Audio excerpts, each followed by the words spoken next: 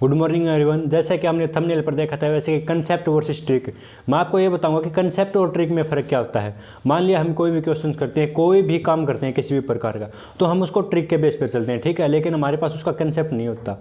हमारे पास कंसेप्ट ये नहीं होता कि हमें ये नहीं पता होता कि इससे यहाँ तक ये पहुँचा कैसे, यानी कि फर्स्ट स्टेप से लास्ट स्टेप पहुँचा कैसे।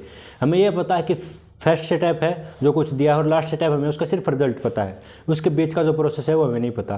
तो सबसे पहले अप्रोच ये है कि कोई भी मान लो कोई भी स्टूडेंट है, अगर कोई भी किसी एग्जाम की तैयारी कर रहा है तो वो क्या करता है कि ट्रिक बेस पर चलता है पूरा टोटली। और ट्रिक बेस होने के कारण टेस्ट क्वालिफाई कर उसको ये पता नहीं चलता कि कंसेप्ट से अप्रोच का ऐसे कहाँ तक बनी, ठीक है।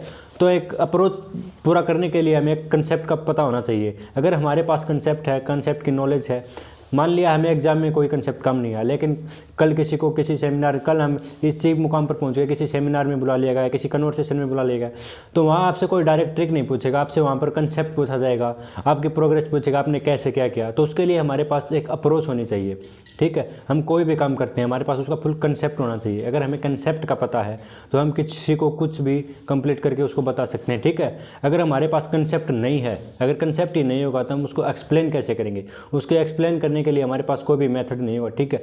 ट्रिक से क्या होगा, ट्रिक से हम क्वेश्चन को सोल्व कर सकते हैं, 1 से 2 सेकंड में सोल्व कर लेंगे, मैक्सिमम 5 सेकंड लगेंगे उसको सोल्व कर लेंगे, ठीक है। लेकिन अगर हमें कंसेप्ट नहीं है तो हम सिर्फ उसी बेस तक हैं जिस बेस तक हमें ट्रिक मिली है। अगर हमें कंसेप्ट का पता है तो हम उस कंसेप्ट से उस ट्रिक को आगे बढ़ा सकते हैं। काफ़ी चैप्टर ऐसे हैं कि उसमें 2 से 3 तक के कंसेप्ट है। एक चैप्टर है उसमें आपको कराएंगे आगे, उसमें सिर्फ कंसेप्ट ये है कि 2 और 3 का यूज दे रखा है उसमें ट्रिक से हम सिर्फ 2 और 3 के यूज कर सकते हैं। अगर हमें कंसेप्ट का पता है तो हम उसके लिए 3 से 4 और 5 भी कर सकते हैं।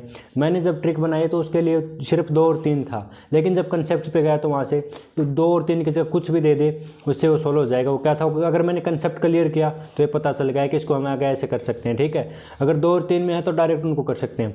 तो इसलिए सबसे पहले ट्रिक से पहले क्या होना चाहिए, कंसेप्ट जरूरी है। ट्रिक को करो, मैं नहीं कहता कि ट्रिक मत करो, लेकिन अगर आपके पास कंसेप्ट नहीं है तो ट्रिक अकेले करने का कोई फायदा नहीं। आप सिर्फ एग्जाम क्वालिफाई कर सकते हो, किसी को नॉलेज नहीं दे सकते। अगर किसी को नॉलेज देना है तो पहले कंसेप्ट को क्वालिफाई करो, अपने कंसेप्ट को क्लियर करो, उसमें देखो कि अप्रोच कहाँ से कहाँ तक लगी, क्या अप्रोच लगी थी, ठीक है। उसी के बेस पर अगर आप करना चाहते हैं तो सबसे पहले आप किसी भी सब्जेक्ट का, किसी भी विषय का, अगर कोई भी काम हो अपने फील्ड में, जिस काम को आप करना चाहते हैं उस फील्ड का आपके पास कंसेप्ट होना चाहिए, आपके पास नॉलेज होनी चाहिए। क्योंकि अगर आपके सामने वाला आपसे ये पूछ ले कि आपने ये कैसे किया, तो उसके लिए आपके पास एक कंसेप्ट होना चाहिए, एक एक्सप्लेनेशन होनी चाहिए कि यहाँ से ये ऐसे निकला था, और उस बेस पे फिर कंसेप्ट को मिलेंगे। ये थी एक छोटी सी बात कि कंसेप्ट और ट्रिक में क्या फ़र्क होता है। अगर कंसेप्ट पता है तो ट्रिक निकाल सकते हैं, लेकिन अगर ट्रिक के लिए पता है तो हम कोई भी कंसेप्ट तैयार नहीं कर सकते। लेकिन अगर कंसेप्ट कंप्लीट है, क्लियर है, तो हम उससे कितनी भी ट्रिक बना सकते हैं। ये थी एक छोटी सी ज्ञान की बात। तो चलिए मिलते हैं अपने एक नए वीडियो में नेक्स्ट छोटी सी ट्रिक और कंसेप्ट के साथ।